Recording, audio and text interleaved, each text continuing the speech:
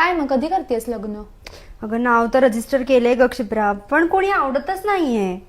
I know, आणि म्हणजे मला अशी 8-10 मुलं बघून नाही करायचं यार. म्हणजे I need to see some more options. Of course. हे बघ, आत्ताशी आपण 25 वर्षाचे आहोत. तेच. जुळेल आपलं. मुलं बघता बघता आपण 40शीत आलो. हो ना यार. अगं पण काय होतंय माहितीये का, पत्रिका जुळतीये पण वाईब मॅच नाही होत. एक्झॅक्टली. पण आपल्यापेक्षा मुलांचा पगार जास्त असावा ही अपेक्षा करणं काय चुकीचं आहे? असायलाच हवा तो.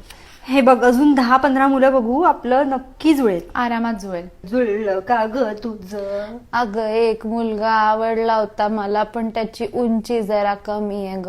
अगं बाई, आता मरणाला टेकली ना तू. उंचीच काय घेऊन बसली? थांब, तुला जरा फोटो दाखवते त्याचा. हे बघ, हे बघ. ए, चांगला दिसतोय ग.